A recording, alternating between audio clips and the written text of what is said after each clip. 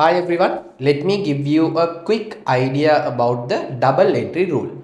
So let me construct the double entry rule using the accounting equation. So you know the basic accounting equation, it is assets equals equity plus liability.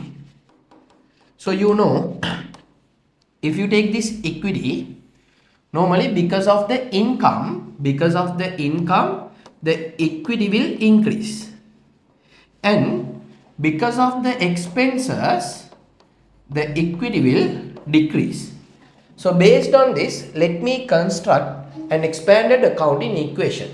So the equation that I am constructing, assets equals equity plus liability, and here because of the income, equity will increase. So I am not going to add it here, I'll write it separately, plus income, because of the expenses, equity will decrease.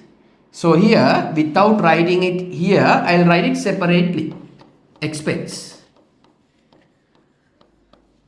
Now let me take this minus expense to other side. So with this, accounting part is done. Now I am going to do mathematically, I want to remove this all the minuses. So if I want to remove the minus, I have to take it to other side. So it will become a plus. Then here see, assets plus expense equals equity plus liability plus income. Then if you take this particular equation, if I mark this point, this is the left side of the equation, left side. So in left side of the equation, what are the items that you have? One is assets, other one is expense. And this is the right side of the equation. This is the right side.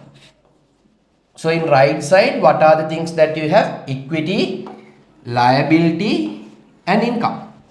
So simply what you have to remember, if any item which is there in the left side of the equation increases, that means if asset increases, if the expenses increases, so any item which is there in the left side of the equation increases, it's a debit record, DR. If any item which is there on the right side of the equation increases, that means equity increasing, liability increasing, income increasing, any item increases in the right side of the equation, it's a credit record. Simple as that. So here, any item which is there in the left side increases, it's a debit record. Any item which is there in the right side increases, it's a credit record. Then if increases debit, then what should be the decrease? Decrease should be credit. He also said, if increases credit, decreases should be debit. Simple as that. Then again I am repeating, asset increasing, expense increasing, debit. Equity increasing, liability increasing, income increasing, credit. Simple as that. So I explain you increases, if it decreases, it is other way around. So if you like this video, please make sure to hit that like button, and if you want to watch similar videos in the future, please make sure to subscribe the channel.